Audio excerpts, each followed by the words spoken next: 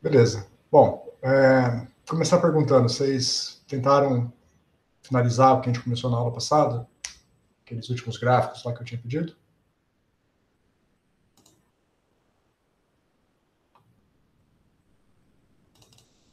Eu tentei fazer aquele que o senhor pediu, que era as duas retas, que o mesmo valor dava em dois f de x diferente. Só que o meu não ficou, não deu muito certo. O senhor queria que fizesse, era o valor de R em relação ao número de pontos? Ou era... Não, perdão, acho que não ficou claro, né? Devia ter mandado por escrito. Era o valor de x como função de n. Ah, sim, entendi. Para um r fixo. Esse é um Fixava o primeiro R e gráfico. colocava e variava o valor de x para tantos pontos. Isso, começa com x0, você vai variar o n, né? Você começa com x0, aí você calcula o x1, calcula o x2, até perceber que converge. Vou tentar fazer de novo depois. Tá, e os outros tentaram fazer? Não ficou claro isso na explicação? Foi meio rápido, né, no final da aula, perdão. Tá dando para me ouvir? Eu fiz, só que eu fiquei com uma dúvida se era para fazer sem usar for. Não, esse tem que ter o for, não tem jeito. Ah, não, beleza. Porque eu fiquei tentando pensar como que eu ia fazer sem o for. Ótimo, é um bom exercício, sempre pensar nisso. Esse, de jeito que eu tô falando, tem que fazer com o for. Bom, todos têm, na verdade. Porque você está variando o tempo, né? Não tem como evitar.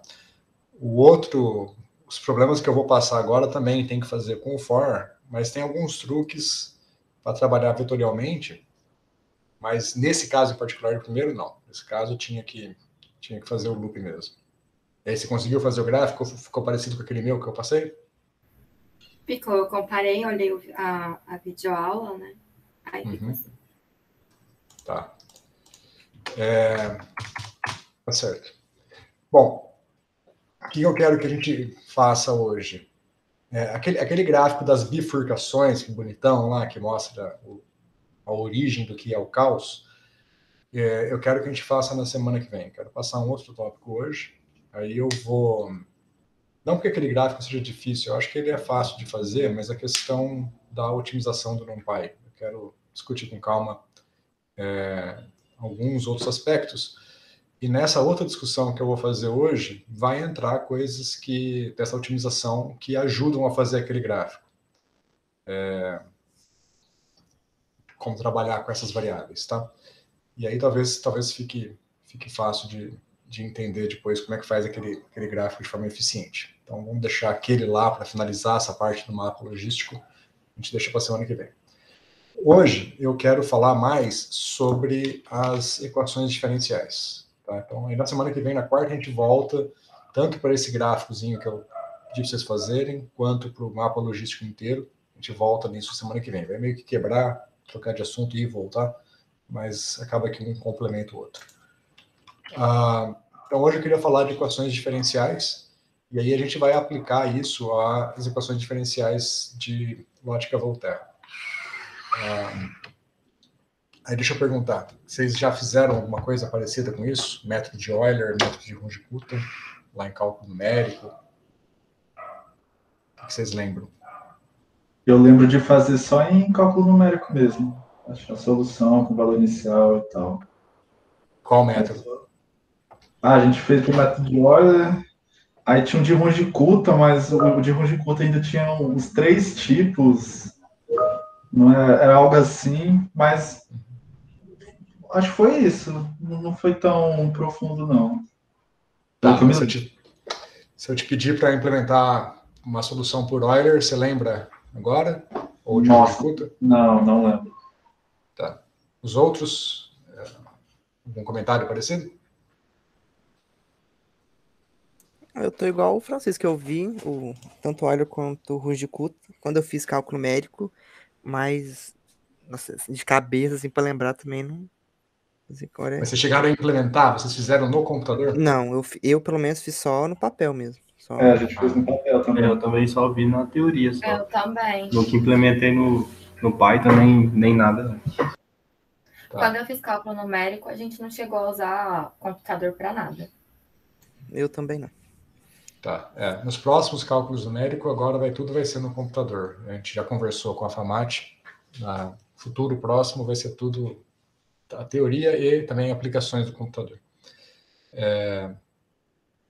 Ok. Então a gente vai ver eu vou fazer uma breve introdução ao Euler e ao Runge-Kutta, da parte de teoria, bem rápida, só para a gente estabelecer a ideia. Ao Euler, basicamente. O Runge-Kutta dá um trabalhinho deduzir, tá? Acho que eu não tenho notas minhas próprias deduzindo o Runge-Kutta. O Euler eu tenho. É bem fácil, bem trivial. E o Runge-Kutta também não é super difícil, mas é um pouco mais longo, aí eu deixo para os livros de cálculo numérico, se vocês quiserem ver a dedução, ou na Wikipedia. Na Wikipedia também tem, lá está feito. Tá? Eu vou compartilhar a tela, e só para a gente estabelecer isso, então. Aí a gente vai passar para um primeiro exemplo numérico, eu vou pedir para vocês fazerem um exemplo numérico aí por conta própria, tá? Vou começar com um exemplo bem simples, e depois a gente vai para um exemplo mais complicado.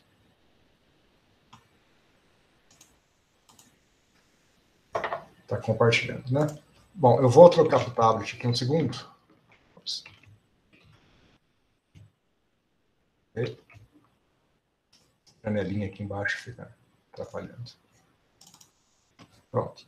Então, só para vocês entenderem, tem dois aspectos, tá? Eu vou fazer de uma vez só a discussão do Euler, e praticamente tudo que eu falar da parte conceitual vale para Runge-Kutta. O que muda do Runge-Kutta são detalhes, que são equações um pouco mais elaboradas, mas os fundamentos são o mesmo de cima e embaixo, nada muda.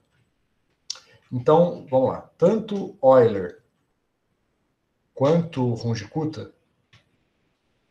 eles vão trabalhar com equações diferenciais sempre. Se você olhar nas documentações do NumPy, do SciPy e de vários outros pacotes que lidam com esse tipo de equação, costuma-se escrever as equações assim, ó. Mais para baixo aqui. dy dt igual a uma certa função f de y e t. É uma equação diferencial, tá? Então eu tenho uma variável, veja que a minha variável y aqui, então a minha variável y, que é a minha incógnita, ela é, a princípio, uma função do tempo, né?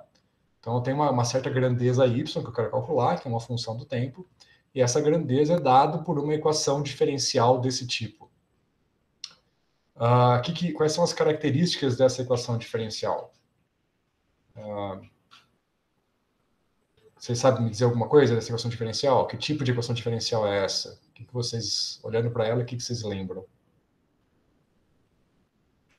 Lá de cálculo. Que ela é separável? Essa aqui não é separável.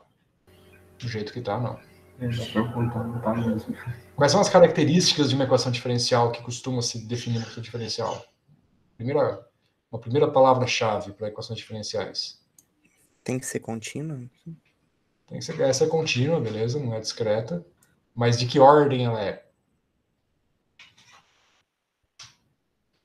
Vocês lembram dessa definição? Equação diferencial de primeira ordem, segunda ordem, terceira ordem? Sim, sim. Essa aqui é de que ordem? Primeira. É uma equação diferencial de primeira ordem. Consequentemente, o que a gente sabe de equações diferenciais de primeira ordem? O que isso implica? Para resolver essa equação diferencial, eu tenho que saber o quê? Eu tenho que ter uma condição que vai além da equação, né? Eu tenho que ter a condição inicial. Então, ela é uma equação diferencial de primeira ordem. Para resolver ela, eu tenho que ter quantas condições iniciais? De primeira ordem precisa ter uma, no caso. Uma condição inicial, isso. Certo? Que é basicamente a constante de integração, né? Você percebe que uma maneira de você resolver essa equação aqui é mais ou menos parecido com integrar, né? Se você integra o lado esquerdo, a integral derivada dá o y, né? Mas uma integral indefinida ela é definida a menos de uma constante. Então, se a equação diferencial ela é de primeira ordem, vai ter uma constante livre para ajustar, que vai ser ajustada pela condição inicial. Se ela fosse uma equação diferencial de segunda ordem, uma derivada segunda, eu teria que integrar duas vezes para obter a solução, e isso implicaria em duas condições iniciais, ou seja, duas constantes constantes livres, né? Então, é uma equação diferencial de primeira ordem, e a gente vai classificar ela, então, por esses termos. Então, ela é primeira ordem. E a questão dela ser homogênea ou não? Aí depende do que, se ela é homogênea ou não. Só Da F de da F. YT? Isso. Eu não especifiquei quem é a função F. Então, temos uma grandeza aqui indefinida, né? Então, o que dá para dizer dessa equação é que ela é de primeira ordem. Perdão, me fugiu aqui agora, o que mais que eu ia falar? Ela é de primeira ordem. Consequentemente, ela exige, né, uma condição inicial. Lembrei que eu ia falar. E ela é uma característica, é uma equação característica de um problema de valor inicial.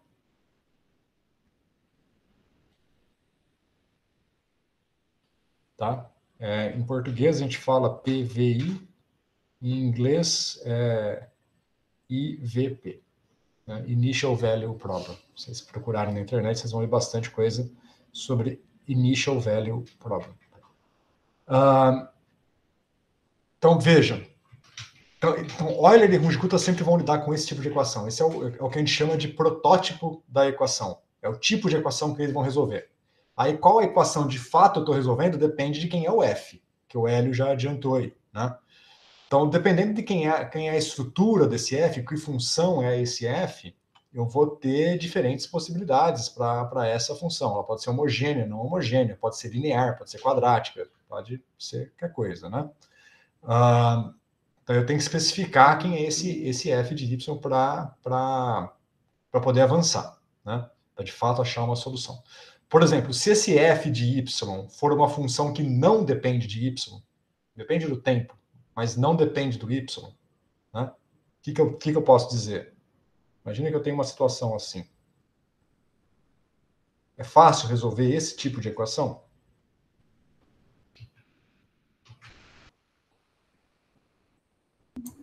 Tem solução separável, né?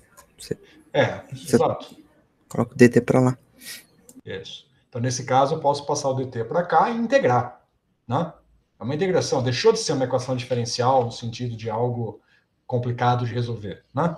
Passa a ser meramente uma integração. Se eu tenho f de t, a solução, naturalmente, é y de t igual a integral de f de t dt. Se a integral for indefinida, soma-se aqui uma constante arbitrária. Se ela for definida, isso já está implícito aqui, né, nas variáveis de integração. Né? Então é isso. Esse caso aqui tem uma solução óbvia, a gente não precisa se preocupar com esse tipo de caso. Se eu caio numa situação dessa, eu faço... Se eu tiver que fazer numericamente, eu vou fazer no máximo, eu vou fazer uma integração numérica. Né? Só isso. Agora, se eu estou num caso geral, em que esse objeto aqui é uma função que depende de y, aí eu não posso só integrar, né? Porque eu tenho o y do lado esquerdo e do lado direito, então não faz sentido eu tentar integrar simplesmente, eu tenho que fazer algo um pouco melhor. Então, o que a gente faz? Então, vamos lá. Então, agora, de fato, eu vou falar explicitamente do caso de Euler, porque é fácil, né? Então, no caso de Euler, o truque de Euler, grosseiramente, sem fazer uma dedução mais elaborada, o que a gente vai fazer é trocar o dy dt pela diferença finita. Então, isso aqui vai ser um y de t mais delta t menos um y de t dividido por delta t.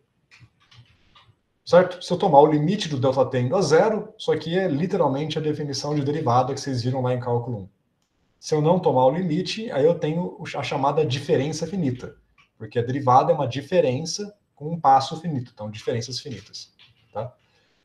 Se eu pegar essa aproximação, vamos deixar claro aqui, isso aqui é uma aproximação, né?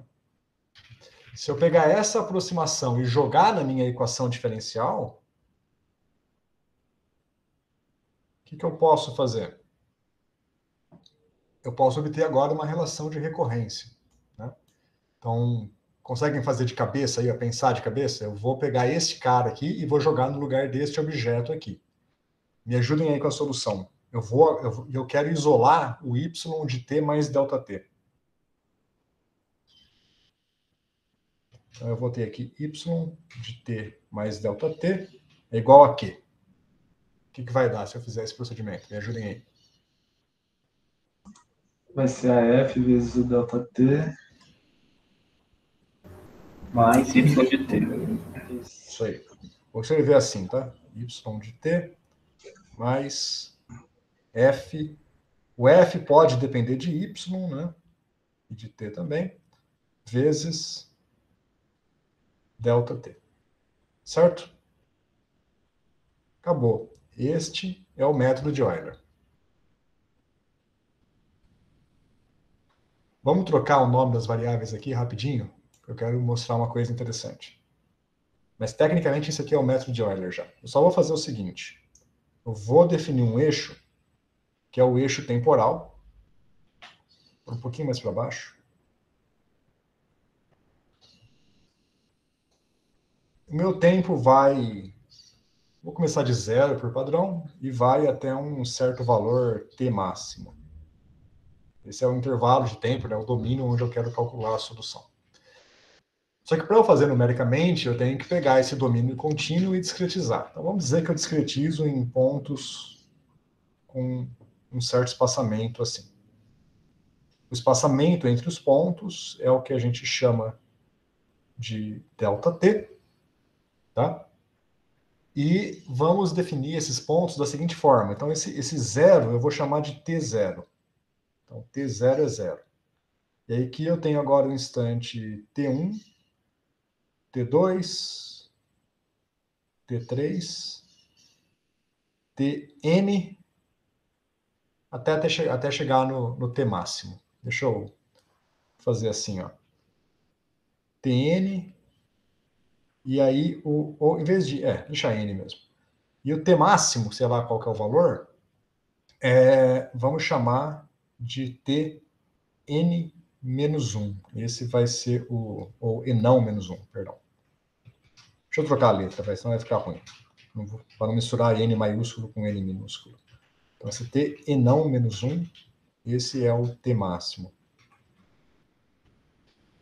Ou seja, eu estou pegando a minha variável contínua T e estou discretizando ela numa variável TJ, que é basicamente J vezes ΔT.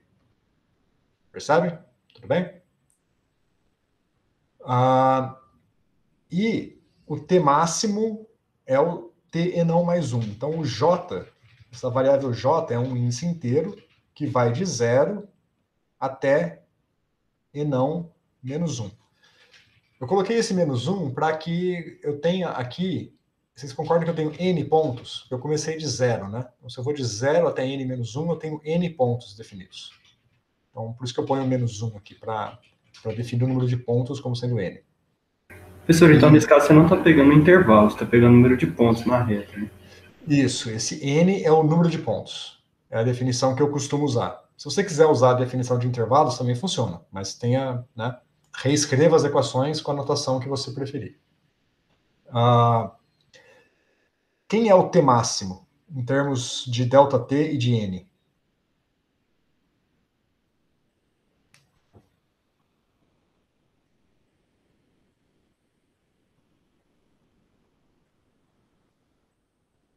É trivial a pergunta, não tem nenhuma pegadinha.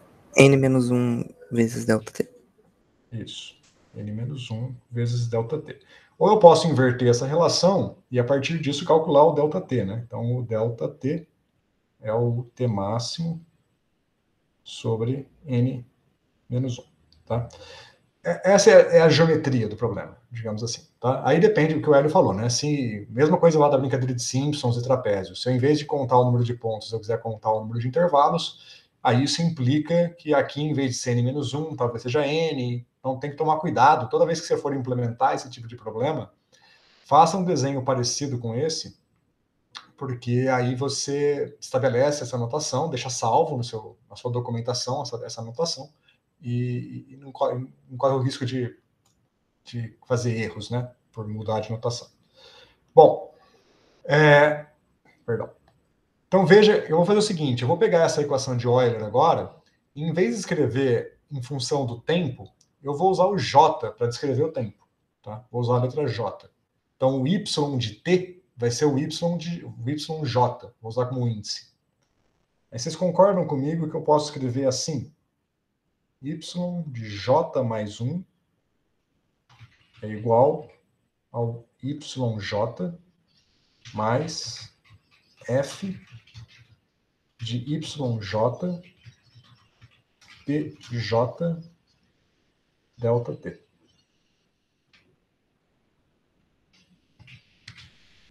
Tudo bem? Basicamente, peguei e troquei as variáveis de tempo por essa parametrização em termos do inteiro J, né, que corresponde aos pontos escolhidos. Vocês percebem que isso aqui é parecido com o que eu pedi para vocês fazerem?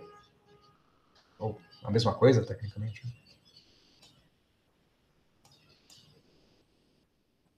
Sacaram?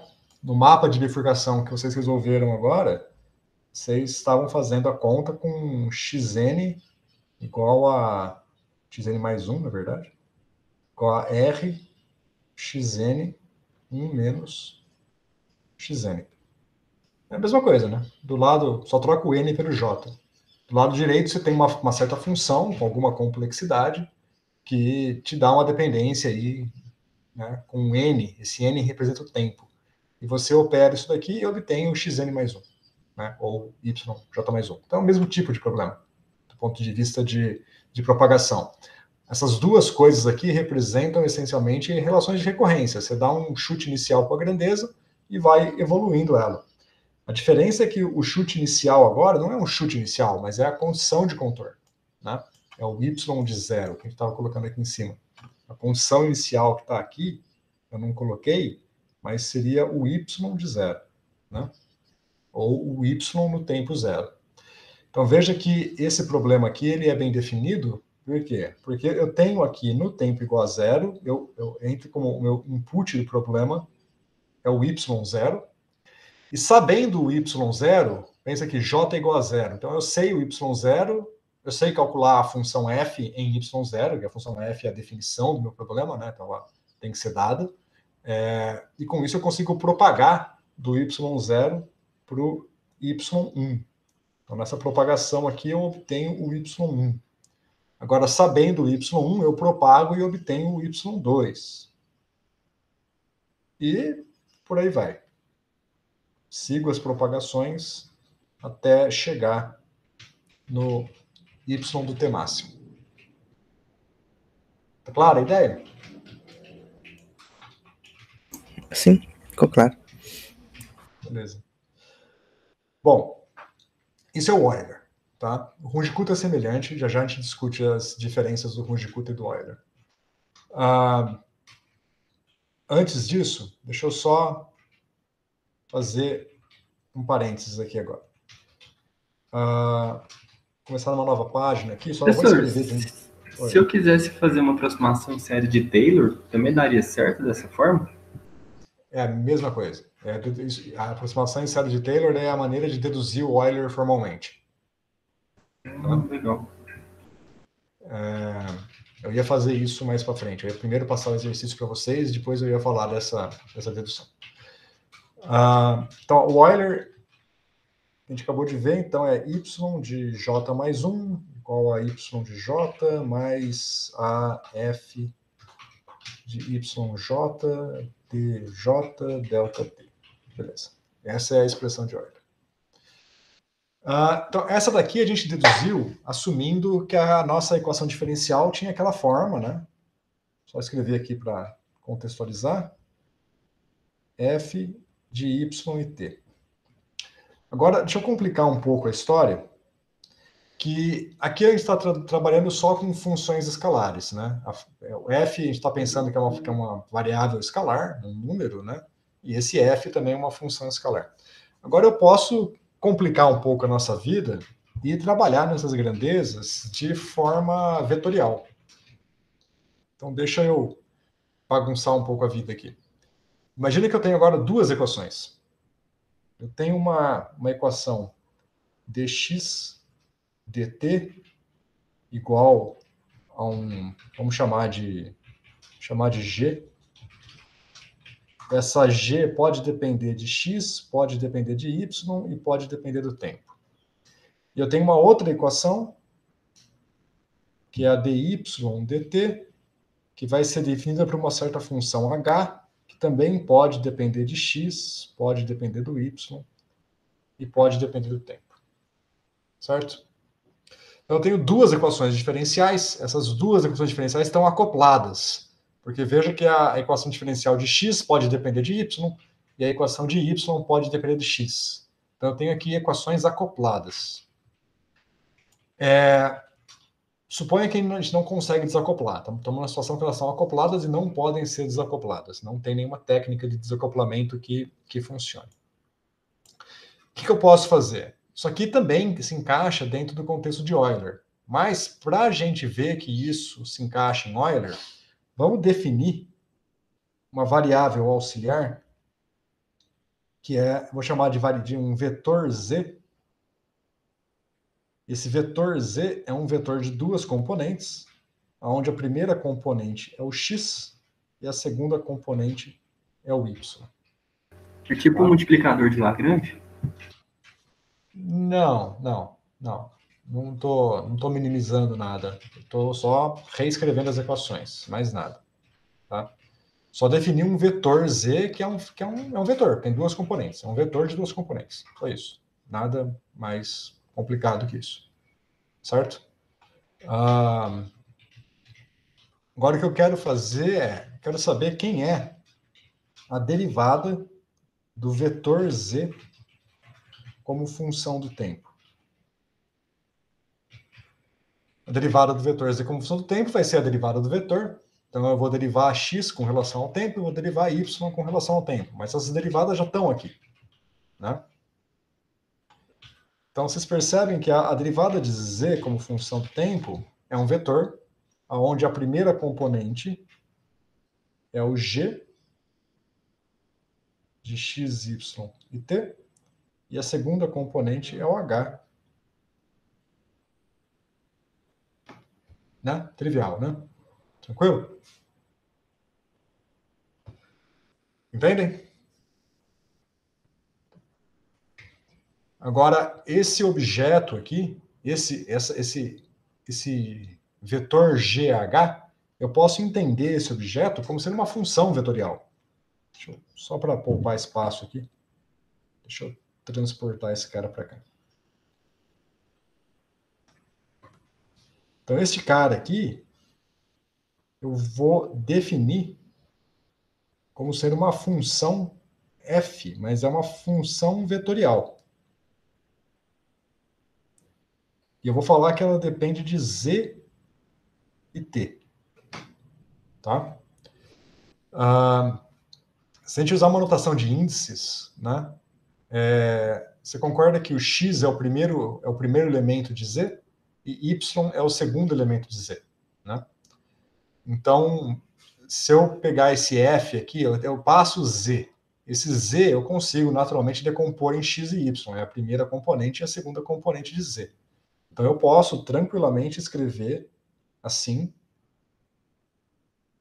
O f é uma função vetorial que depende do vetor z e do tempo t, e ela é definida, então, como sendo o vetor g de z. Perdão. Z, vou usar a notação assim, a notação tipo Python, tá? Para não colocar índice, para não confundir com os instantes de tempo. Tá? Z0,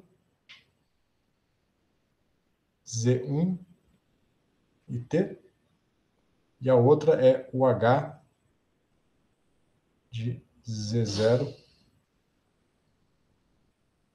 Z1 e o tempo T. Definindo vocês concordam que eu posso definir assim? Entendem o que eu quero dizer aqui? Porque aqui agora fica uma função de z mesmo, né? Eu não quero escrever como x e y, eu quero usar o z como minha variável fundamental. Mas como z é um vetor, eu tenho que pegar aqui a componente 0 e a componente 1. Ok?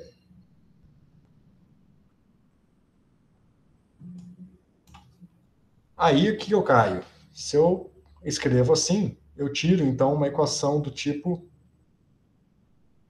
dz dt é igual a um f de z e t. Percebe que é a mesma equação? A única coisa que mudou é que agora as grandezas são vetoriais.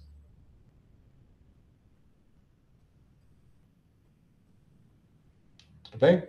Entendem? Sim, tranquilo.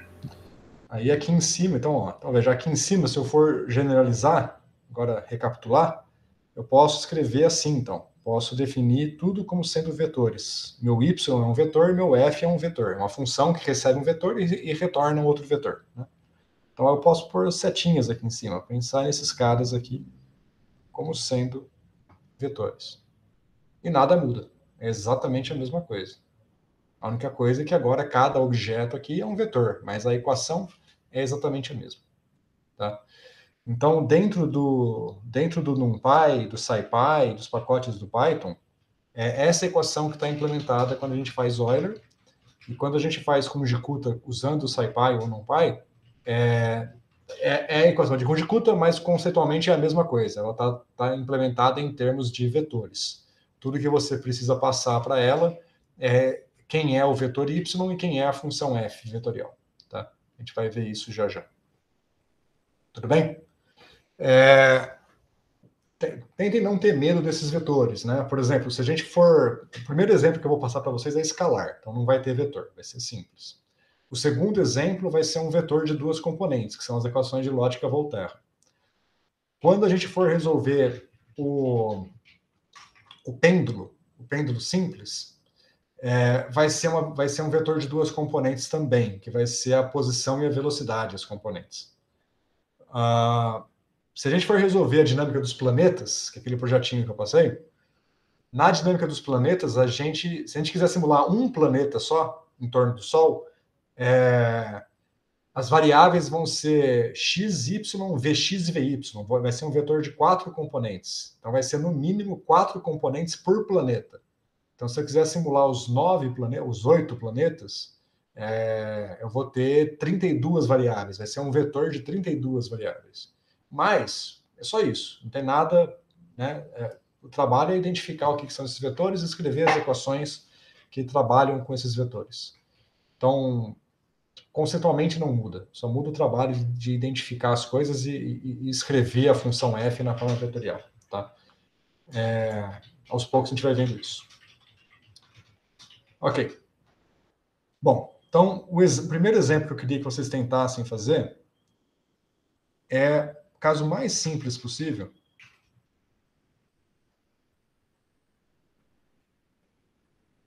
Exemplo 1.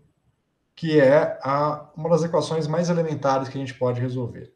dy dt é igual a y. Então, a função f, né? Então, aqui a função f de y e t é simplesmente o próprio y. Qual é a solução dessa equação? Vocês sabem resolver essa equação analiticamente. Y de t é o quê?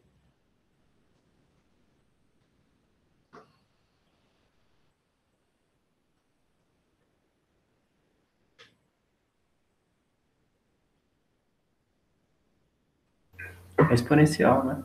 Isso, obrigado. Mas a solução completa é uma certa amplitude exponencial de t. Certo? E como é que eu determino essa amplitude aqui? O valor inicial. Isso. Então, eu vou ter uma certa condição inicial, y de 0 igual a algum valor aí, né? Para definir um exemplo, vamos escolher um valor para esse exemplo. Então, meu y de 0 vai ser 1.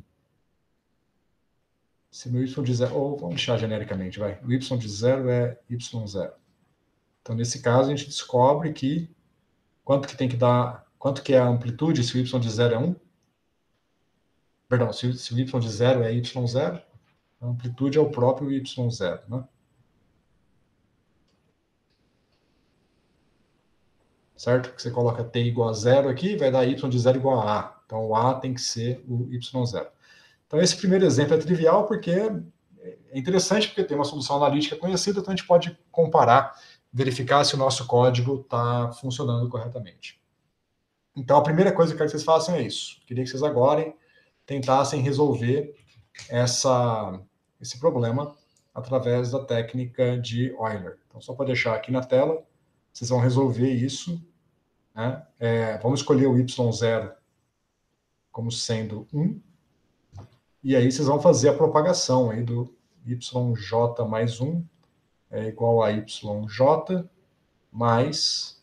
Como o f é o próprio yj, aqui vai ficar simplesmente yj vezes ΔT.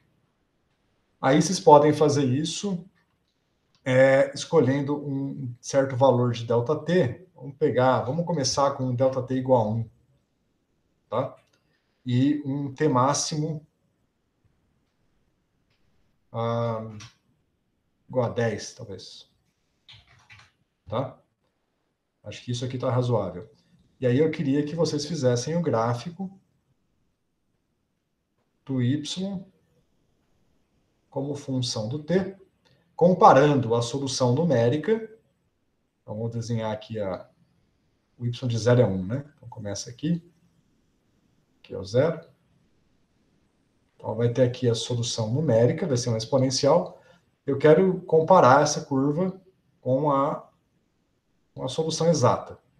Essa daqui é a exata e a numérica. Vamos tentar fazer?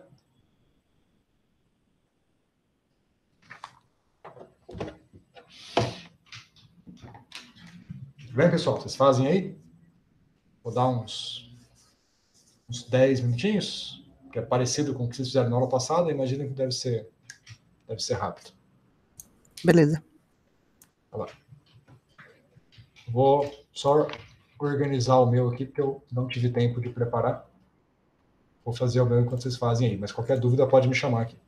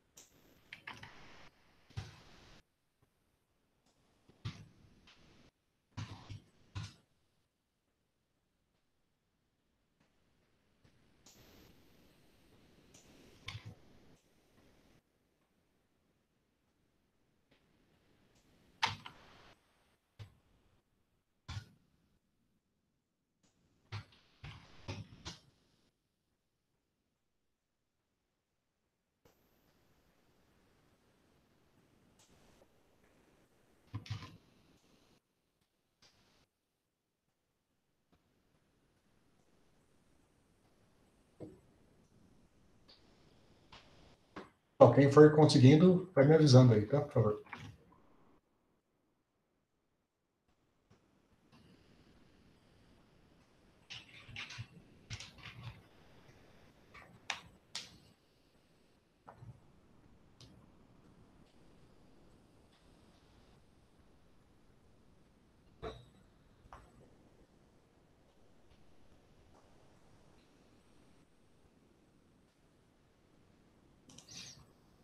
Para esses parâmetros que eu passei aqui, a comparação numérica e exata não vai ficar bonitinha assim não, tá? Estou passando valores para vocês perceberem diferenças críticas entre o numérico e o exato.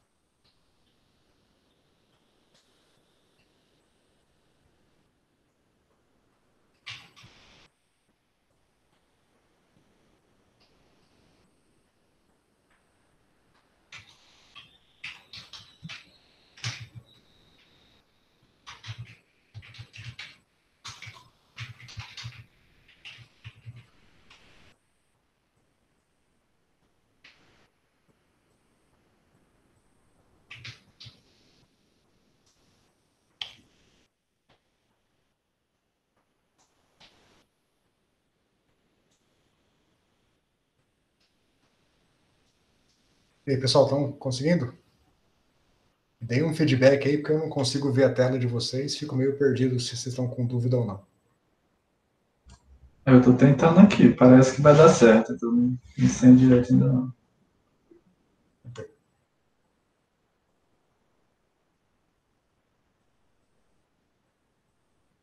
Eu criei não sei se vocês viram aqui, eu criei um canal lá no Slack para a gente usar durante a aula, porque aqui no Google Meet vocês não conseguem me mandar figuras, né? Eu não sabia.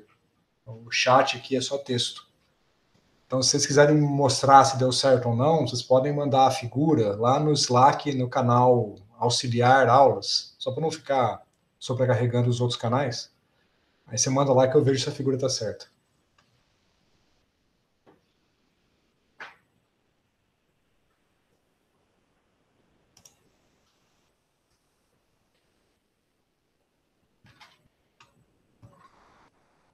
Se quiser mandar, se tiver com dúvida no código, pode mandar um print do código lá que eu dou uma olhada também se está certo.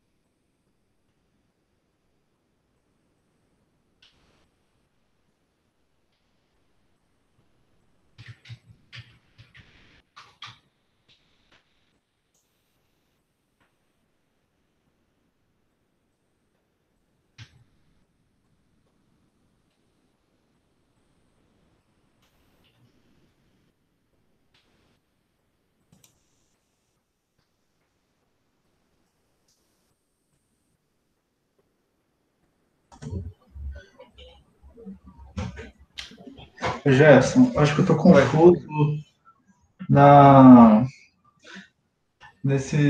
na forma de escrever o método.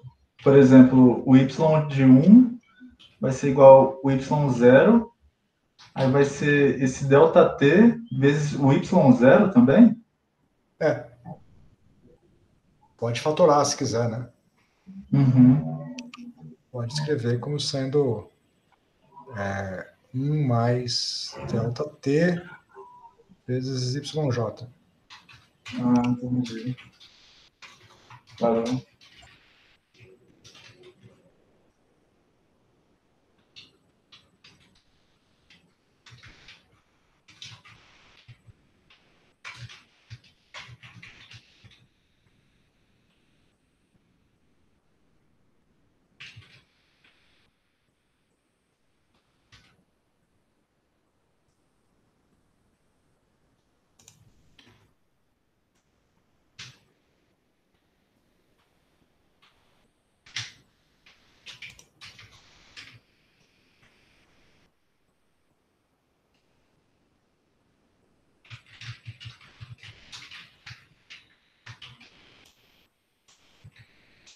Escondi o meu código aqui só para vocês verem a figura, se quiserem. Essa é a figura para os parâmetros que eu passei para vocês aí, ó. Resultado que deve dar. A comparação não fica boa, né? Depois a gente vai melhorar.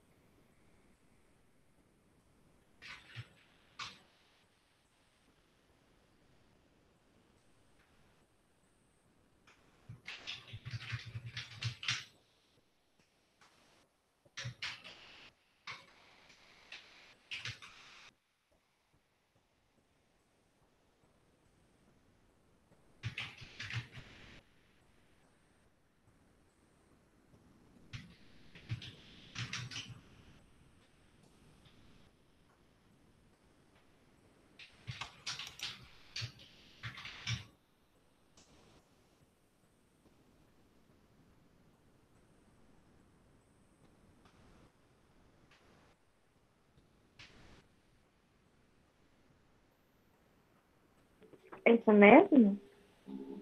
Essa aqui é só a do Euler, né? Isso. É, o meu deu isso também. É porque na hora que eu vi, eu fiquei na dúvida, porque o amarelo tá lá em cima, aí ele fica meio com uma retinha, né? É, porque tem poucos pontos, né? Isso. Vocês rodaram com um passo igual a 1? Sim. Igual a 1?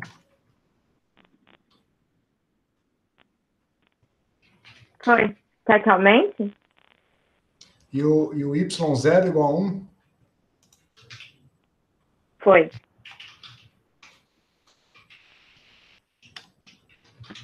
Estou estranhando a escala aqui, que foi de 0 a 1000. 1024. 1024.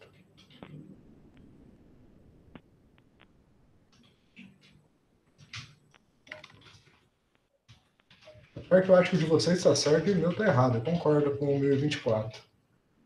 Por que o meu não deu 1024? O meu tem um valor muito diferente.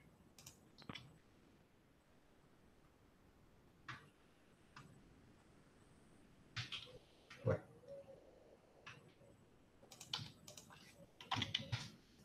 Não, desculpa. O meu deu 1024 também.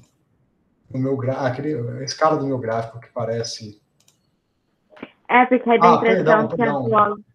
Desculpa, eu me confundi aqui. Eu fiz isso mesmo. Eu também fiquei nessa dúvida. Aí eu olhei de novo para ter certeza. Tá certo. Aí eu estava olhando para a escala, né? A escala do meu está em 20.000, mas quem está indo para 20.000 é o exato. O numérico está lá em 1024. Se eu tirar o exato aqui, tá igual. Perdão, me confundi aqui, comparei a curva errada. Tá, então vamos ver aqui, ó. Só voltar aqui. Okay. Bom, posso mostrar meu código? Os outros querem, ou mais alguém quer um tempinho para tentar acabar por conta própria primeiro? Alguém está quase acabando aí? Quer mais um minuto? Dá mais uns 2 minutos, rapidinho. Tá, vai lá. Professor, o último ponto é 1024? De 0 a 10 é. O meu tá passando em 502. Ah, tá. Ah, já descobri. Já. Faltou um ponto, talvez. Isso. Façam o gráfico do exato também, igual eu fiz aqui, ó, para vocês poderem comparar aí o resultado.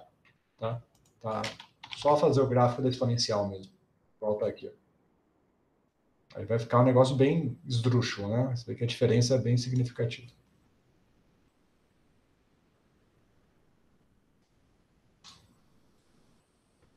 Aí depois, quem já acabou e tiver com o gráfico do exato junto, troca o passo ΔT, em vez de 10, coloca 0,1. E se quiser continuar variando, vai variando, aí vê o que acontece.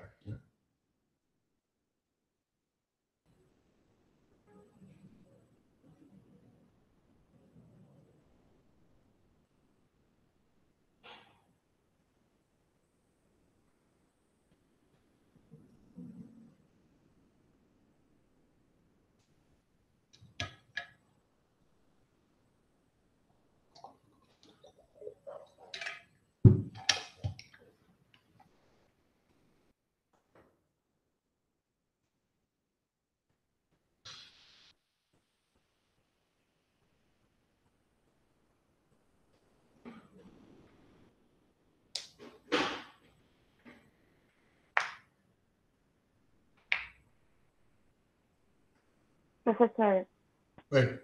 o passo você fala o valor do delta para alterar? Isso, ΔT, intervalo entre os pontos.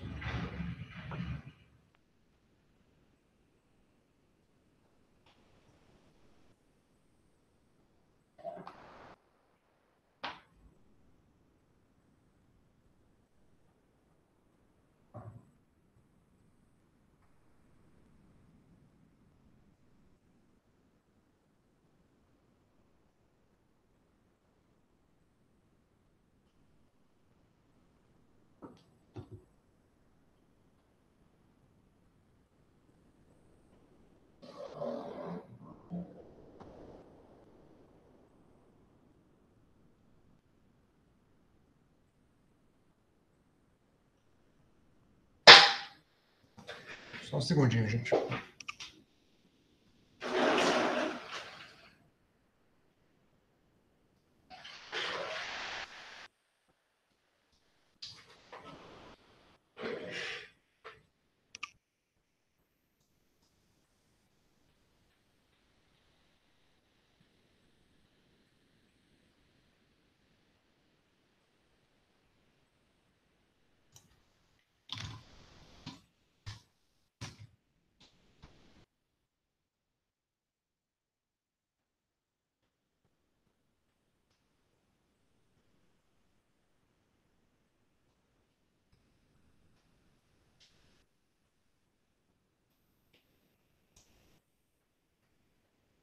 Isso aí, Jason, perfeito. Certinho. Agora reduz o ΔT. Faz ΔT 0.1, 0.01, vai reduzindo e vê o que acontece.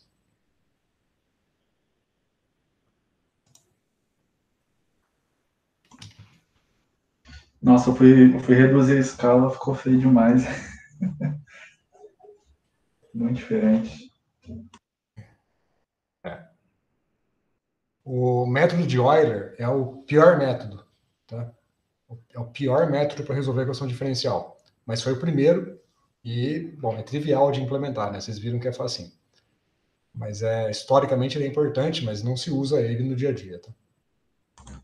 Professor, e aqueles métodos modificados? Eu lembro que tinha algo assim, mas eu não lembro o que era. Você tem um método explícito e implícito. Certo? É isso? Ah, sim. É que eu não lembro direito, eu lembro que existia algo assim, mas... Tá, quando eu for comentado com o Jikuta, eu abro as minhas anotações aqui e falo um pouco sobre isso. Pessoal, eu vou mostrar meu código para a gente avançar aqui, tá? Para poder passar umas instruções em cima do meu código. Podemos ir? Hélio, tudo bem? Beleza, professor. Tá. Então, ó, eu vou mostrar meu código aqui. Eu fiz um código bem simples, tá? Dá para ver aí? Então, eu defini aqui uma variável y0, defini o ΔT e o t máximo. E defini uma lista de instantes de tempo para usar no gráfico, né? Então, vai de 0 até t máximo. E aqui, primeira coisa, eu coloquei aqui t máximo mais ΔT. Por que eu fiz isso? Porque a range não inclui o último ponto, né?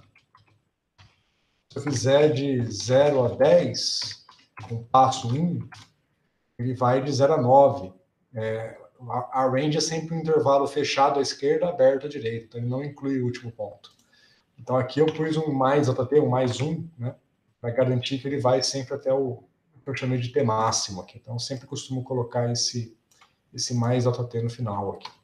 Se fizer com o linspace ao invés do arrange, aí é diferente, né? O linspace inclui os dois extremos, mas aí você tem que passar o número de pontos e não o ΔT como parâmetro.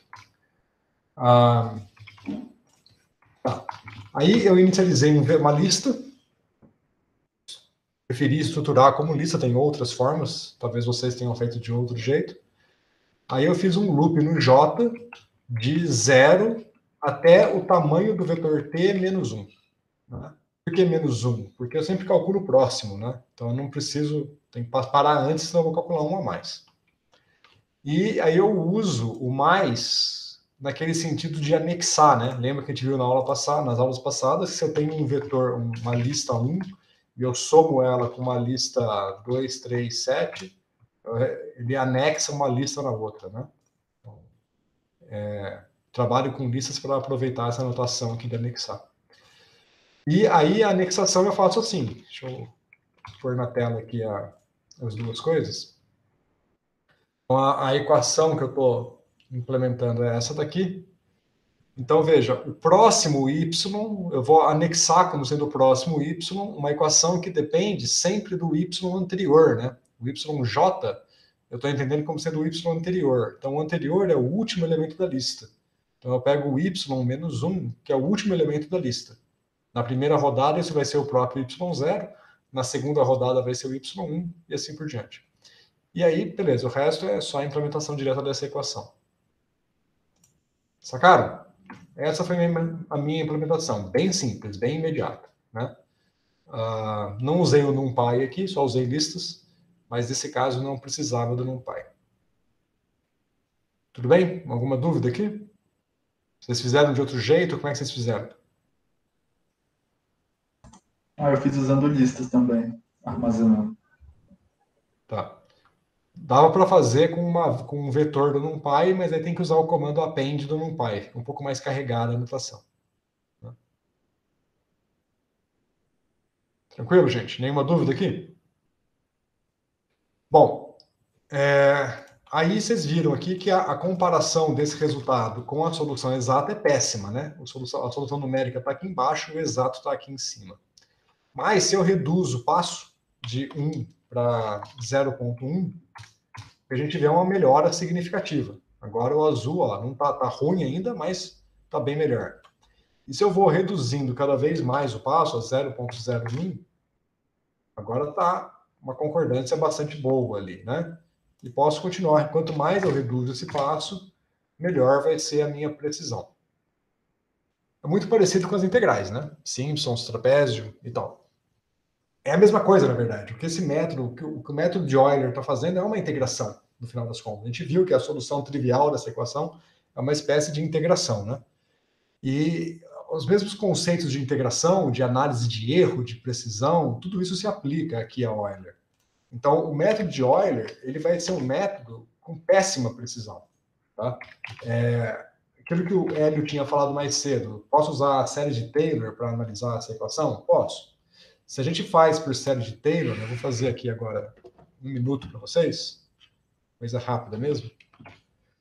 Vai fazer a dedução, mas agora do jeito mais formal.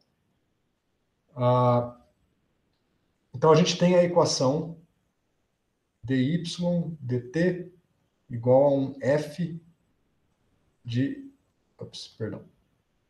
y e t.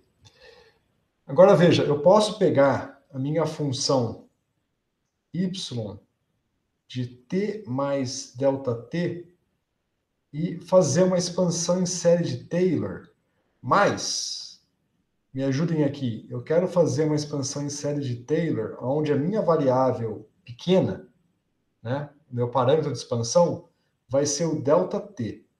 ΔT é a minha variável que eu imagino que seja perto de zero. Como é que fica essa expansão? Como é que é Taylor? Série de Taylor é a função calculada no ponto, né, no zero. Então, se a minha variável aqui é o ΔT, e a minha função é o y de t mais ΔT, a função calculada no ponto da expansão é y de t.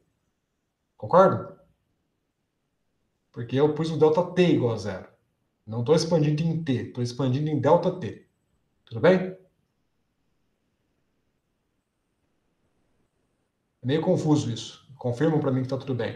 Tá tudo bem? Tranquilo? Beleza. Aí me respondam qual que é o próximo termo. A primeira correção na expansão. Mais o quê?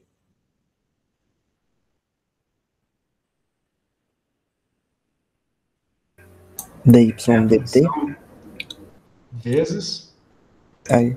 Fez a derivada da função no ponto. O que ele falou já é a derivada da função do ponto. Sim. Faltou. Ai, até eu esqueci, peraí, deu um branco aí. Se fosse uma expansão tradicional, né? Se eu tivesse uma função g de x para x igual a zero, seria g de zero mais x, g' de zero mais x quadrado sobre 2, g duas linhas de zero, né? Essa é a expansão tradicional. Então, como é que ficaria agora aqui? Onde quem faz o papel de x é o dt. Né? Então, aqui ficaria dt y' de zero. Ok? Mais ΔT quadrado sobre 2 y fatorial. duas linhas. Mas 2 fatorial é 2, né? E por aí vai. Certo? Agora, olha isso aqui, ó. Isso aqui é Euler. Não é? O y' é o f. Tá vendo o Euler aqui? Perceberam? Então, Euler é basicamente a primeira ordem da expansão. Então eu te pergunto, qual é o erro da expansão? Se eu estou fazendo Euler, Euler é isso aqui. Isso é Euler.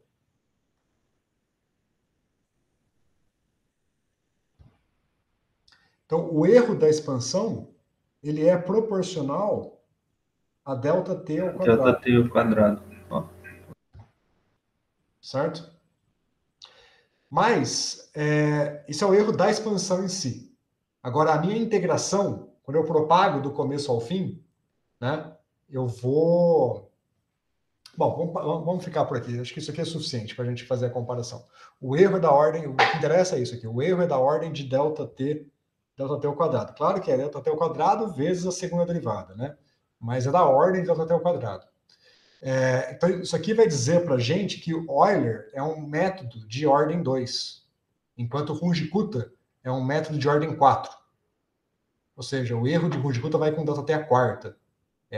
Quanto maior a potência do erro, mais preciso é o método, né? Porque o erro é uma variável pequena. Então, um erro, uma potência grande, vira um número pequeno. Então, o Euler é ruim nesse sentido. Tem baixa precisão. Enquanto o Runge-Kutta, né, a gente fala que é o Runge-Kutta de ordem 4, é um termo de melhor precisão. Então, quando a gente está variando o passo aqui, a precisão está melhorando com essa escala, tá? Com ΔT ao quadrado. Sacaram? Bom, a questão que vocês tinham perguntado lá do método implícito e explícito, eu vou pensar aqui se eu respondo agora ou se eu deixo para a semana que vem. Eu acho que eu vou responder semana que vem, tá? Eu vou mandar um link, porque no link já tá respondida a questão, e a gente só tira dúvida semana que vem, se alguém quiser entender mais sobre o implícito e o explícito. Para a gente fechar aqui, eu vou passar para o outro problema, que são as equações de Lotka-Volterra. Não, antes disso, uma coisa importante que eu queria falar aqui, que é mais importante do que falar de Lotka-Volterra agora. Eu queria... Quando a gente fez as integrações, né, simples do trapézio, eu sugeri para vocês definirem uma função que recebe os parâmetros, né, e faz o trabalho. Sempre definir as coisas como funções. Aqui eu não fiz isso, né? Aqui eu fiz de uma maneira grosseira, só definir, né, a minha implementação em script geral. Eu vou fazer aqui, para vocês verem, a implementação usando uma função que resolve o Euler para um caso qualquer. E aí eu vou passar como tarefa para vocês fazerem para quarta-feira duas coisas. Fazer a mesma coisa, tudo que a gente fez aqui, com o Runge-Kutta, e resolver Lotka-Volterra com o Runge-Kutta ou com o Euler ou com os dois, tá? Mas preferencialmente com o Runge-Kutta. Uma vez que implementou o Runge-Kutta, usar sempre o Runge-Kutta. E se der tempo eu falo um pouquinho de Lotka-Volterra antes de acabar a aula. Mas só passar aqui essa brincadeira da função.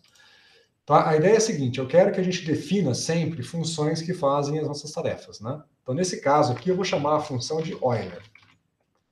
Então, para eu resolver o problema de Euler, deixa eu separar a tela aqui em duas, só para deixar mais explícito. Vou voltar lá para o nosso protótipo aqui, né?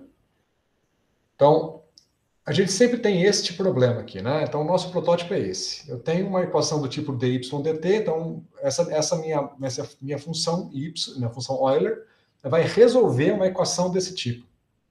Então, o que eu tenho que passar de parâmetro para essa função trabalhar eu tenho que passar a função f, do mesmo jeito que a gente passava a função lá para os métodos de integração. Então, o primeiro parâmetro vai ser a própria função f. O segundo parâmetro vai ser o y0, né, a condição inicial. E o terceiro parâmetro, eu vou optar por passar a lista de instâncias de tempo t. Tá? Então, vou chamar de t, simplesmente. Vou fazer uma documentação aqui. resolve a IDO de primeira ordem via Euler. E vou explicitar o que são os meus parâmetros. Então, os meus parâmetros de entrada são f, vai ser uma função, né, que eu vou imaginar que ela é uma função de y e tempo, genericamente. Então, eu tenho que passar uma função que receba variáveis y e tempo para funcionar. Tá? Já vamos entrar em detalhes sobre isso. Y0 vai ser a minha condição inicial. E T vai ser a lista, né, de instantes de tempo. Então, essa é a minha documentação. E o meu output, né, a saída da minha função, vai ser a solução. Vai ser uma lista de y de t. Tá? Então, sempre pôr uma documentaçãozinha desse tipo no começo. A documentação vem sempre debaixo da definição da função, tá? Sempre desse jeito aqui. Tem variações da formatação, eu pus aqui uma indentação para ficar organizado. Tem vários modelos. Depois eu passo uma lista de modelos mais formais de documentação. Mas pelo menos algo assim precisa ter. E aí, o que vai ser a solução? A solução eu vou copiar aqui de baixo. É basicamente esse trecho aqui. Tá? Então eu vou pegar um y, vou inicializar ele como sendo o y0. E vou fazer um loop no tamanho de t menos 1, y, né, propaga, só que aqui, em vez de ser... outra coisa, né, que tem que calcular o dt. Então, o dt vai ser o t1 menos o t0, né? Eu passei o t, não passei o dt, então eu tenho que estabelecer aqui o dt. Uma última coisa que eu preciso aqui é trocar esse cara pela função f de y. O y vai ser o y menos 1, né? E ele recebe o t também, que vai ser o tj. Certo? Confuso aqui, mas isso aqui seria uma possível implementação. Se quiser deixar o código um pouco mais legível, a gente pode trocar aqui para usar uma estrutura de vetores do NumPy, para não ficar com essas anexações. Eu posso definir isso daqui da seguinte forma: eu vou definir um enão como sendo o tamanho do vetor t. E aí eu vou trocar esse cara aqui por um np zeros de tamanho n, é um vetor que está inicializado como 0 e tem n elementos, e o y de 0, o primeiro elemento, é o y0. E aí aqui eu troco essa relação de recorrência por algo que é um pouco mais legível. Então aqui eu vou fazer que o y j mais 1 é igual ao y j mais f de yj tj vezes dt. Veja que nessa notação fica muito mais legível, né? Porque fica exatamente com a cara da equação que a gente está trabalhando. E aqui eu vou retornar o próprio vetor y. Certo? Qual é a vantagem de fazer desse jeito? A vantagem é que agora eu posso chamar essa função. Vou apagar aqui para a gente fazer de novo. Eu vou definir a minha função f, vou usar a técnica da função lambda, né? A minha função f vai ser uma função de y e tempo, e ela retorna o próprio y. Então é a minha função lambda, né? F de y igual a y. Veja que eu tenho que passar aqui o tempo como um parâmetro para a minha função f, porque aqui na chamada aqui dentro eu estou assumindo que ela recebe 2 parâmetros. Essa minha função em particular só depende do y, não depende do tempo explicitamente, mas a chamada exige 2 parâmetros. Então eu tenho que, mesmo que não dependa do tempo, eu tenho que definir ela como dependente do tempo para ser compatível com essa minha implementação aqui de cima. Então, a minha solução y vai ser então a chamada de Euler, a função f, eu tenho que passar o y0, então meu y0 vai ser 1, e tem que passar os instantes de tempo. Então, de novo aqui, 0. Vou passar aqui 10, deixa eu fazer aqui, dt igual a 1, t máximo igual a 10, então, de novo, t máximo mais dt, com passos de dt, né? E aqui eu passo a lista de instantes de tempo. E com isso está aqui, rodei, vou fazer o gráfico, tá lá, mesmo resultado que antes. Se eu reduzir o dt, vai ficar mais bonitinho, tá aí o resultado. Bom, então isso daqui é a maneira que eu acho adequada de você implementar. Porque essa função aqui, agora essa função é uma função, digamos, ela é uma função pura, nesse sentido, né? Veja que essa função depende só dos parâmetros que estão aqui. Ela depende de t, que é parâmetro, t de novo, que é parâmetro, o n está definido aqui, o y0 é parâmetro, e a função f é parâmetro. Certo? Então, essa implementação aqui ela é uma implementação pura. Ela depende simplesmente dos parâmetros que eu passo. Mais que isso, ela é genérica. A função f que eu estou resolvendo, ela está aqui, ela é um parâmetro, a própria função f. Então, se em vez de resolver essa equação aqui, eu quiser resolver uma outra equação, por exemplo, vou tirar o exato aqui para poder fazer uma comparação, em vez de resolver a equação que a gente resolveu aqui, dy dt igual a y, se eu quiser resolver dy dt igual a y quadrado, né? Eu posso vir aqui e trocar por y quadrado. Ops. Deu overflow, porque divergiu, tá? Aí foi problema de divergência numérica. Vamos pôr menos y quadrado. Aí vai a 0, tá? Então essa é a solução, ó. Resolveu.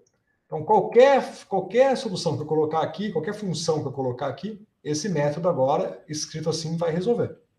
Um outro exemplo, por exemplo, em vez de dy, só escrever aqui do lado o que eu estou resolvendo. Vou resolver a equação do tipo dy dt igual a y vezes seno de t. Bem mais engraçadinha, né? Agora não tenho a menor esperança de resolver isso aqui analiticamente, não sei a solução. Mas eu vou colocar aqui, ó, n, p, seno do tempo. Tá? Uma função que depende agora explicitamente de y e do tempo. Será que ele consegue resolver? Olha lá, uma solução engraçada. Vamos rodar com um tempo maior aqui. Vamos até 50. Uma solução engraçadinha. Tem uma dinâmica aí. Sei lá, eu chutei, eu bolei aqui de cabeça a equação sem pensar. Não tenho ideia do que esperar da solução, mas resolveu. Tá?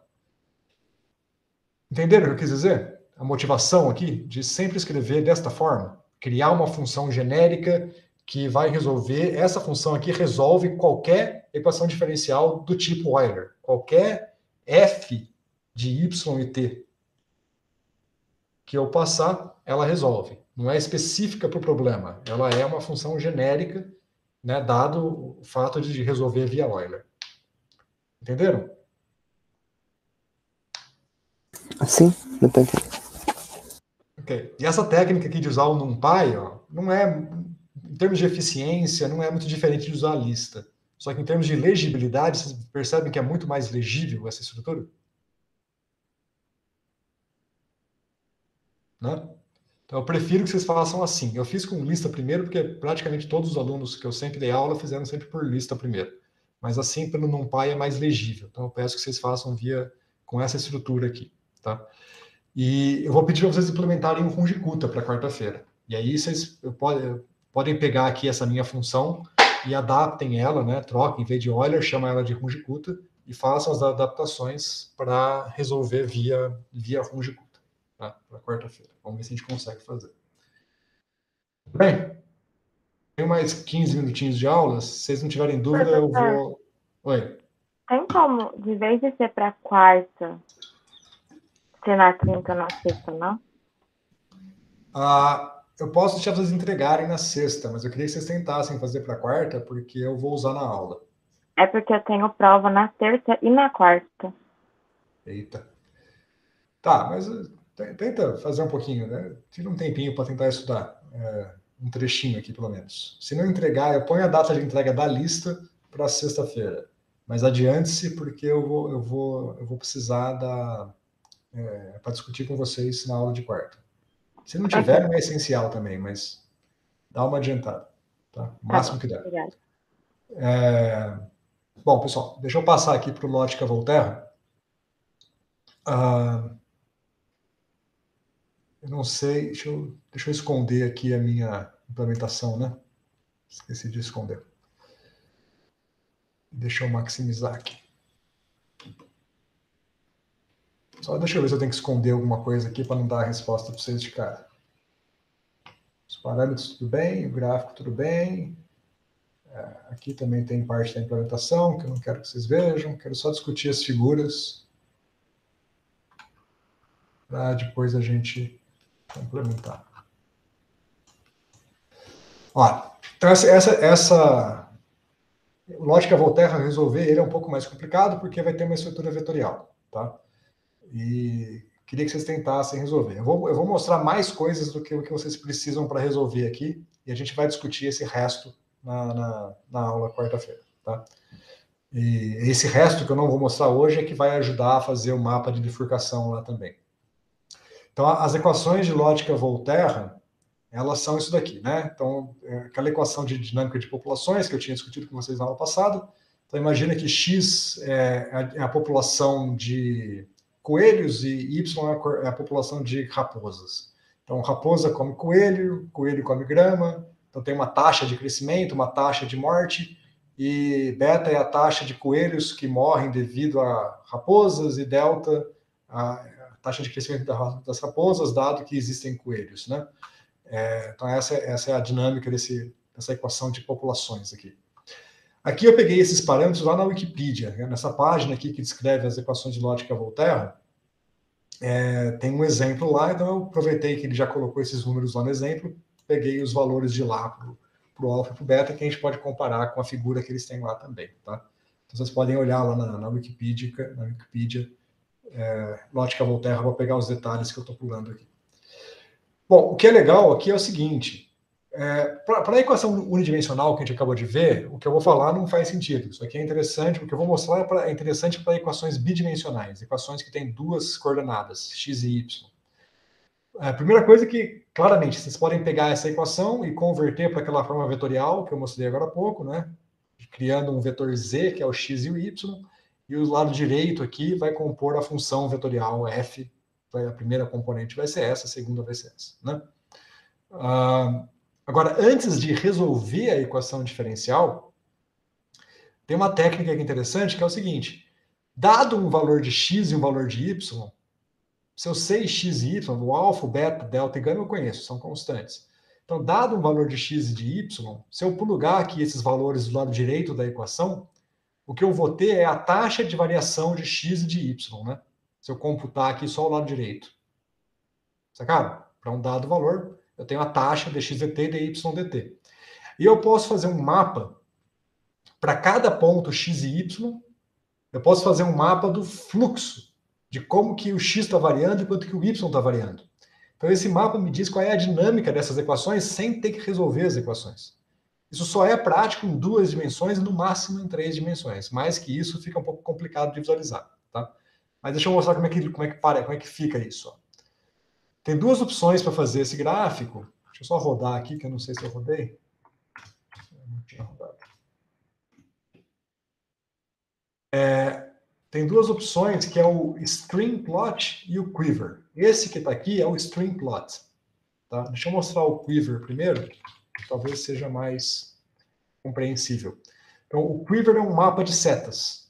Então, para cada ponto x e y aqui, então x é a população de coelhos, y é a população de raposas. Então, para cada x e y, eu calculo a derivada de x com relação ao tempo e a derivada de y com relação ao tempo. E eu uso, então, essas derivadas para definir as setas. Então, eu sei que se a população x estiver igual a 15 e a y estiver igual a 2, eu estou mais ou menos por aqui. Então, a tendência é que tanto x quanto y cresçam. Aí, se x cresce e está aqui agora, a tendência é vir para cá. Então, a dinâmica, se eu começo aqui, a dinâmica da minha equação diferencial é que ela vai provavelmente seguir as setas e vai fazer um caminho meio que circular aqui. Sacaram? A interpretação desse gráfico? Tá claro? A construção dele não é tão simples, mas a interpretação, tá claro? Sim, deu para entender. Nossa, eu tenho que explicar de novo? Não peguei direito, não. Então, dado uma certa população de coelhos e raposas, eu coloco aqui os números, x igual a 5, y igual a 10, por exemplo. E calculo aqui alfa vezes 5, beta vezes 5 vezes 10, coisa assim. Calculo o lado direito das duas equações. Esse cálculo vai me dar a taxa de variação das populações. Quanto que a população está variando com o tempo. Por exemplo, se esse número aqui der maior que zero, quer dizer que a população x está crescendo com o tempo, né? dx dt é maior que zero. Se esse número der menor do que zero, quer dizer que a população está diminuindo com o tempo. Certo? E é a população X e a população Y, população de coelhos e população de raposas. Então, se eu pego esses dois números, a taxa de variação das populações, e associo isso a direções, que me dizem que direção que as populações estão indo, se elas estão crescendo ou diminuindo, eu consigo montar esse mapa de vetores aqui. Né? Então, a direção da seta me diz em que direção está indo as duas populações. Então, se a seta está para a esquerda, a população X está diminuindo. Se está para a direita, a população X está aumentando. Se ela está para cima ou para baixo, a população Y está aumentando ou diminuindo, com aquele caso lá. Né? Tá claro agora? Sim, deu para entender agora, senhor. Aí vocês veem que tem um vórtice aqui, ó. Tem um ponto que é o vórtice. As setas giram em torno de um vórtice. Esse vórtice aqui é um ponto de equilíbrio. Se a minha condição das populações estiver perto desse vórtice, a solução vai ficar presa aqui, né? Não vai sair daqui, vai ficar estável. Então é um ponto fixo da minha equação. Tá? E aí eu posso resolver essas equações. Perdão, aqui fez o gráfico. A solução está escondida aqui. E aqui eu tenho o gráfico da solução, né? Então, um gráfico é a população X com o tempo, a outra é o Y com o tempo. Elas vão oscilando. Tem muita raposa come coelho demais, aí os coelhos morrem. Se os coelhos morrem, as raposas não têm o que comer, aí as raposas morrem. Se as raposas morrem, aí os coelhos voltam a crescer. E vai alternando, né? Então tem uma dinâmica aqui de alternância entre o número de raposas e coelho, porque um compete com o outro, uma dinâmica de competição por sobrevivência. E esses dois gráficos, eu posso pegar eles e jogar. Deixa eu pôr no Quiver aqui para ficar igual que estava lá.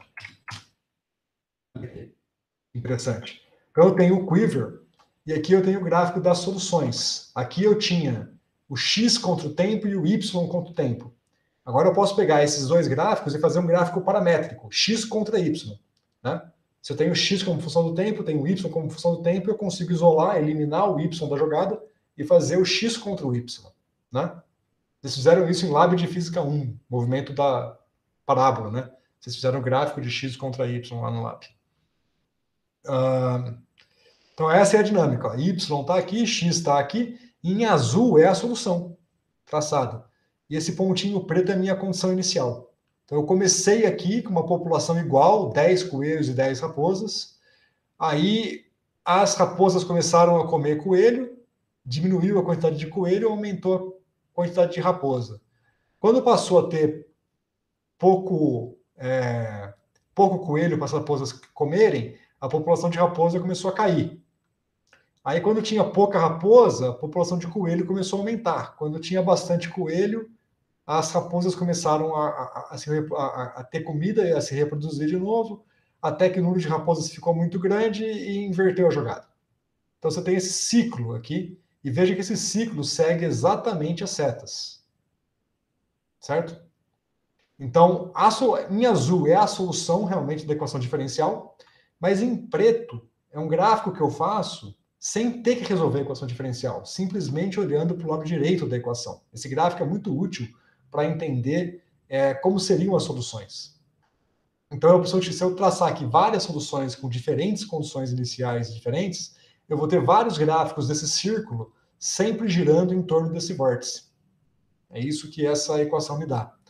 Se eu tivesse uma equação mais complicada, com dois vórtices, por exemplo, dois pontos fixos, talvez as soluções fossem um pouco mais dinâmicas, um pouco mais delicadas. A gente vai ver isso também. Tá? Essa aqui é muito simples. É a equação mais simples que tem, ela tem um vórtice só. A outra opção de fazer o gráfico, em vez de usar o Quiver, é usar o Stream Plot. Tá? É a mesma brincadeira, mas o Stream Plot, em vez de fazer setinhas desconexas, ele faz caminhos. E aí, nesse caso aqui, esses caminhos são praticamente as possíveis soluções. Então, para cada condição inicial que eu tenho, eu vou caindo num caminho diferente desses. Ele faz um gráfico que é uma ilustração de todas as possíveis soluções dessa equação diferencial e deixa bem explícito aqui a formação do vórtice. Sacaram? Então, o que eu queria que vocês tentassem fazer para quarta-feira não é fazer esses diagramas, isso aqui eu vou explicar na quarta-feira, tá? Mas eu queria que vocês tentassem resolver essa equação aqui, ó. Obter esta figura aqui, que é equivalente ao que a gente acabou de fazer aqui, que é resolver a equação de Euler, tá? Só que em vez de resolver a equação da exponencial, é resolver estas equações aqui. Ok? Professor, mas essas equações estão acopladas, não estão? Isso, você tem que colocar naquela forma vetorial que eu mencionei. Entendi. Ok? Tem que trabalhar com a forma vetorial. Isso dá um pouquinho de trabalho, então não sei se para quarta-feira vocês vão conseguir. Eu quero que vocês tentem fazer para quarta-feira para chegar na aula com dúvidas. Pode ser que não dê, pode ser que não consigam. Beleza. Tá? Bom, é isso, gente. Então eu vou passar essa tarefa. Eu imagino que todo mundo vai ter dúvida. Não é um negócio que é para fluir completamente fácil, não. É para empurrar vocês aqui para tentar se virar sozinho e para que a gente tenha uma aula de quarta-feira onde vocês tenham dúvidas para apresentar, tá? Se por um milagre não tiver dúvidas, porque tem umas dificuldades aqui por trás, não é fácil implementar, tá? Mas aí a gente vai avaliando. Vou tirar as dúvidas na quarta-feira para a gente avançar e vamos indo. Tranquilo? Tá claro? Eu vou passar isso aqui como uma lista. Eu vou passar limpo e mando como lista para vocês hoje à noite. Fechou? Beleza. Professor, sobe o vídeo no YouTube? A gravação. Ah, sim, vou subir. Sim, pode deixar. Hoje à noite eu subo, tá? Agora eu vou ter que... Né, hora da janta. Agora eu me enrolo um pouquinho. Mas à noite eu passo. Se eu esquecer, me lembra, tá? Porque... Beleza. Não, tranquilo. Daqui até as 9 a chance de eu esquecer é grande. Fechou, gente? Tranquilo? Beleza, professor. Fechou. Bom, isso aí. Então, até quarta-feira. Até quarta, professor. Boa noite. Boa noite. Tchau, boa noite. Boa noite. Tchau, pessoal. Boa noite. Bom final de semana pra vocês. Você também. Até mais. Valeu. Valeu.